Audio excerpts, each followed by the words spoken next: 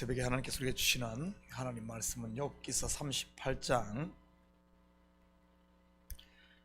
1절에서 21절까지 말씀, 저와 여러분이 한 절씩 나눠서 교독합니다.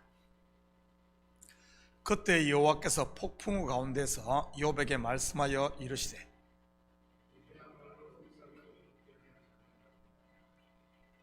너는 대장부처럼 허리를 묶고 내가 내게 묻는 것을 대답할지니라.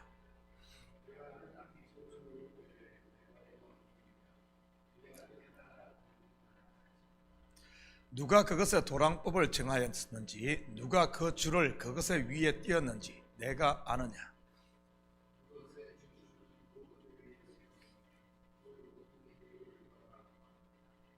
그때 새벽 별들이 기뻐 노래하며 하나님의 아들들이 다 기뻐 소리를 질렀느니라.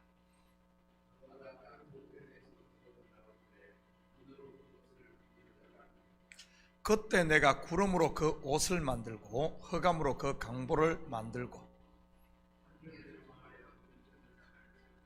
이르기를 내가 여기까지 오고 더 넘어가지 못하리니 내 높은 파도가 여기서 그칠지니라 하였노라.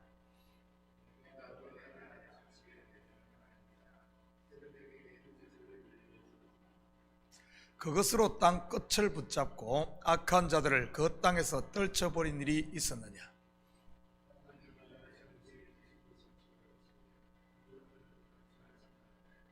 악인에게는 그 빛이 차단되고 그들의 높이 든 팔이 꺾이느니라.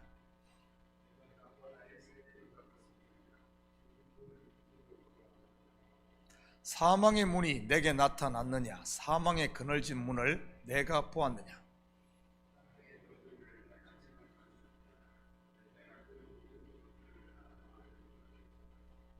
어느 것이 광명이 있는 곳으로 가는 길이냐? 어느 것이 흑암이 있는 곳으로 가는 길이냐?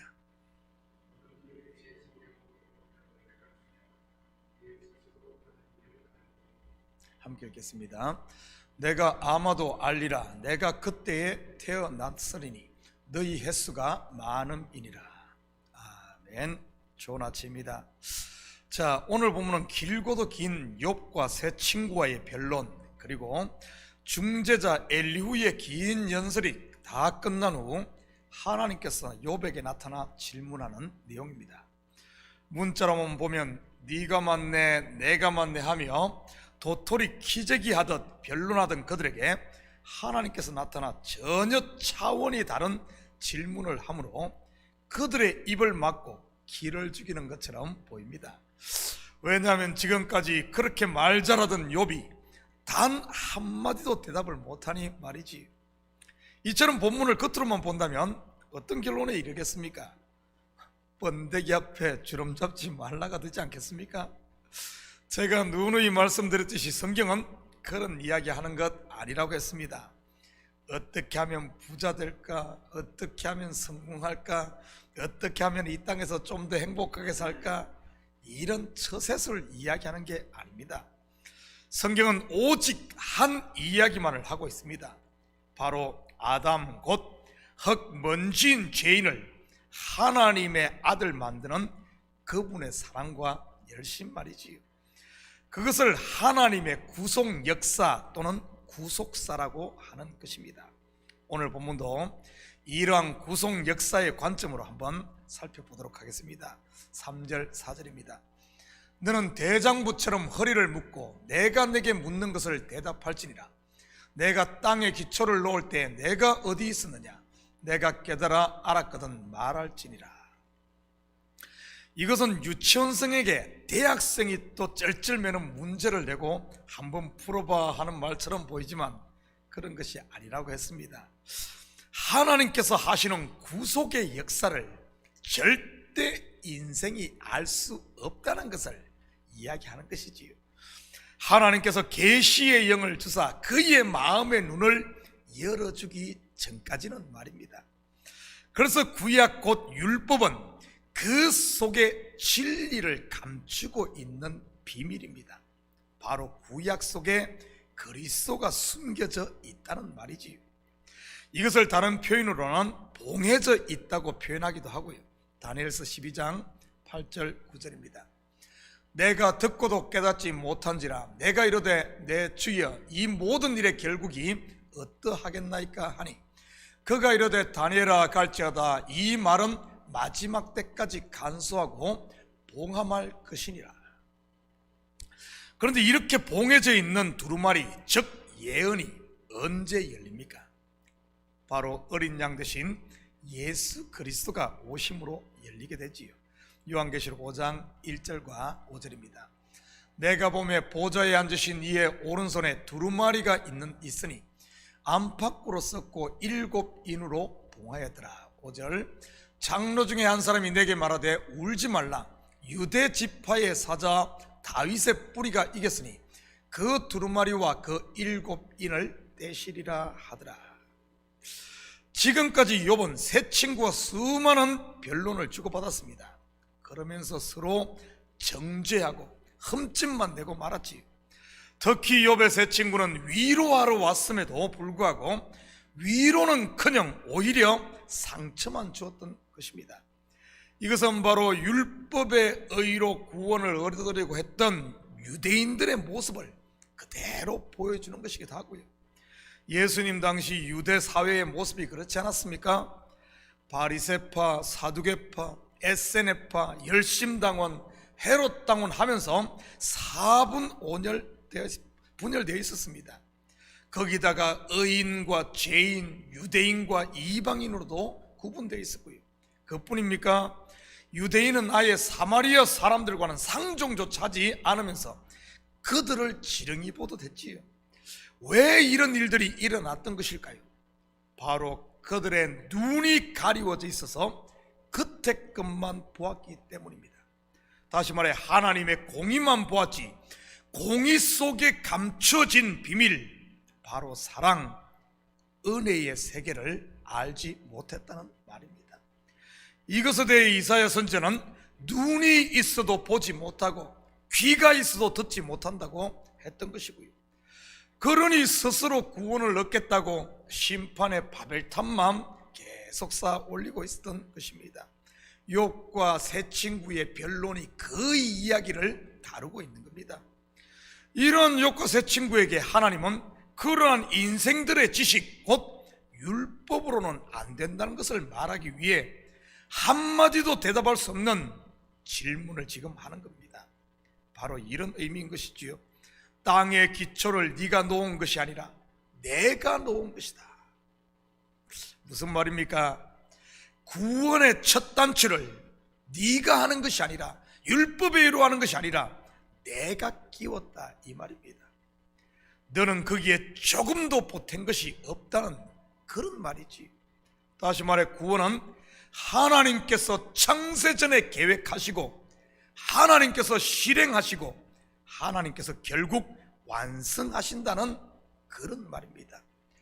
그렇다면 이러한 하나님의 뜻을 이루는 구원에 있어 인생들의 역할은 무엇일까요? 바로 그 일을 행하시는 하나님을 아는 겁니다. 그 하나님의 은혜를 알고 하나님의 사랑을 알고 그 구원에 참여하여 함께 먹고 마시며 즐거워하고 감사하며 기뻐하는 것이 인생들의 일이라는 겁니다. 그래서 시편 기자는 너희는 가만히 있어 주가 하나님 되심을 알지어다라고 노래하는 것이지. 성경에서 땅의 기초를 하나님께서 놓는 이야기가 소개된 곳이 어디죠?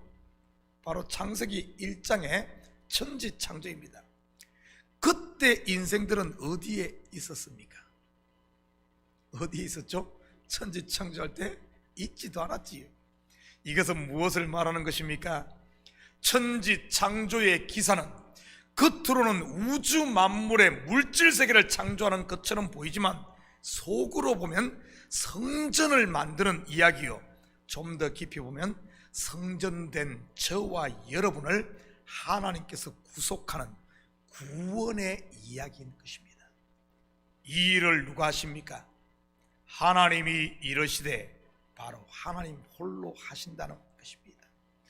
그럼에도 우리는 내가 했다고 자랑하고 있지는 않습니까? 내가 의로워서 그렇고 내가 믿어서 그렇고 내가 뭐를 해서 그렇고 하면서 말이지. 하나님이 하시는 일, 곧 보내신 자 예수 그리스도를 아는 것이 영생인데, 혹시 예수는 알지 못하고 자기만 알고 있지 않냐는 말이지. 또한 본문은 창세기 1장의 천지창조 모습을 통해 혼돈과 공허, 흑암으로 가득한 욥을 새롭게 빚으시는 모습을 보여주는 것입니다. 욥이 지금 그 상태인 것이니까요. 다시 말해 욥을 창조하시는 이야기요, 또한 그를 건져내시는 욥의 출애굽과도 같은 것이 오늘 본문의 이야기입니다. 5절 6절입니다. 누가 그것의 도랑법을 정하였는지, 누가 그 줄을 그것의 위에 띄었는지 네가 아느냐? 그것의 주초는 무엇 뒤에 세워놨으며 그 모퉁이 돌을 누가 놓았느냐? 이것은 지금 무엇을 하는 모습을 묘사한 것일까요? 주춧돌을 놓고 도량을 띄우고 모퉁이 돌을 세우고 뭐 하는 겁니까? 바로 집을 짓는, 곧 성전 짓는 모습이지. 바로 하나님께서 욥 안에 집을 짓고 있는 것입니다. 마치 신랑이 신부를 맞이하기 위해 새 집을 짓듯이 말이지요. 사도 바울 또한 같은 묘사를 한 적이 있습니다. 에베소서 2장 20절에서 22절입니다. 너희는 사도들과 선지자들의 터 위에 세우심을 입은 자라. 그리스도 예수께서 친히 모퉁이 돌이 되셨느니라. 그의 안에서 건물마다 서로 연결하여 주 안에서 성전이 되어가고, 너희도 성령 안에서 하나님이 거하실 처소가 되기 위하여 그리스도 예수 안에서 함께 지어져 가느니라. 이 집을 짓는 분도 누구라는 말입니까? 바로 하나님이시지. 그런데 하나님께서 계속 욥에게 던지는 질문이, 네가 이 사실을 아느냐? 네가 이 사실을 아느냐입니다. 지금까지 욥과 그의 세 친구는 자기가 다 아는 것처럼 자기가 아는 것이 전부인 양 논쟁을 벌였습니다. 욥은 자기의 순전함을 주장했고, 그의 세 친구는 인과응보를 주장하며 욥이 죄인이라고 정죄를 했고요, 죄를 지었기에 고난이라는 보응을 받는다고 하면서 말입니다. 어제 주일 설교에서도 제가 잠시 언급했듯이 모르고 무식하면 용감한 법입니다. 욥과 세 친구가 얼마나 용감하게 변론을 했습니까? 자기만 맞고 다른 사람은 틀리다고 하면서 말이지. 그런데 그 열매가 무엇입니까? 바로 공허와 흑암, 그리고 혼돈 아닙니까? 이런 욥에게 하나님은 자기가 홀로 완성하시는 집, 곧 구원을 아느냐 하는 것입니다. 그것을 완성하고 너희에게 선물로 주는, 다시 말해 네가 하나님의 사랑, 하나님의 은혜를 아느냐 하는 질문이지. 우리 십계명을 보면서도 십계명을 가지고 지켰네 안 지켰네, 나는 지켰으니 의인, 너는 못 지켰으니 죄인, 이러고 있다면 지금 그것만 머물고 있는 겁니다. 그러면 오히려 걱정근심, 혼돈만 쌓이는 것이지. 그러나 십계명을 통해 그 속에 있는 하나님을 사랑하고 내 이웃을 사랑하는 하나님의 이 사랑, 우리를 구원하시는 이 은혜의 세계를 알고 나면 이 혼돈과 공허가 질서가 잡히며 은혜와 평강이 찾아오는 것입니다. 네가 아느냐 하고 물어놓고 아무것도 모르는 욥에게 그럼 됐어 한다면 얼마나 황당하겠습니까? 38장과 욥기 39장은 진리에 대해 무지한 욥의 실체, 곧 아담됨을 전부 드러냅니다. 하나님이 질문하는 것은 욥이 단 한마디도 대답을 못합니다. 그걸 통해 욥의 실체가, 나는 아는 것이 아무것도 없는 이런 존재구나, 그것을 깨닫게 하고는, 다시 말해 나는 죄인이구나 하는 것을 깨닫게 하고는 그의 눈을 열어 하나님 자신을 계시함으로, 은혜의 세계, 진리의 세계를 계시함으로 그를 구원하게 됩니다. 바로 은혜로 말이지. 그래서 우리는 복음서에서 수많은 욥들을 발견하게 되는 것입니다.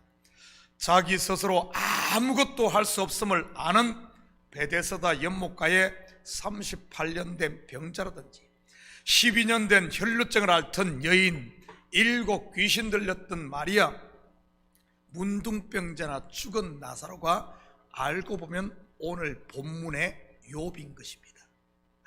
아무것도 알 수 없는, 자기 힘으로는 아무것도 할 수 없는 이런 존재 말이지. 알고 보면 이들이 전부 자기의 무지를 발견한 것과 같은 것입니다. 그런데 그런 그들을 예수님은 어떻게 하던가요? 그들의 눈을 열어 자기가 바로 오실 메시아 그리스도임을 계시하지 않습니까? 그리고 진리의 눈뜬 그들 가운데 예수님이 은혜와 평강의 하나님 나라가 그들 가운데 임하는 것이고요, 그것이 바로 따라 내 믿음이 너를 구원하였으니 평안히 가라 하는 말인 것입니다. 사랑하는 성도 여러분, 하나님은 오늘도 저와 여러분 속에서 함께 거하실 집을 짓고 계시고 우리를 거룩하게 할 성전을 세우고 영원한 하나님 나라를 상속할 아들로 우리를 오늘도 빚으시고 계시다는 사실을 우리가 볼 수 있기를 축복합니다. 그러면은 우리가 자유한 거예요. 은혜와 평강 하나님 나라를 누리는 겁니다. 보내신 자 예수를 아는 것이 바로 영생인 것이죠. 그래서 비록 세상의 삶이 힘들고 고되다 할지라도 이 진리의 눈뜸으로 낙심하지 마시고 여러분은 저에게 주어진 삶의 현장에서 오늘도 감사하며 사는 이런 복된 하루 되기를 주님의 이름으로 축복합니다. 같이 기도하십시다. 사랑의 아버지 하나님, 참으로 감사드립니다. 맞습니다. 우리는 아버지 하나님 아는 것 같지만은 알지 못하고 주님께서 우리의 눈을 열어주지 않으면 하나도 알 수 없는 그런 아담이요 먼지인 존재입니다.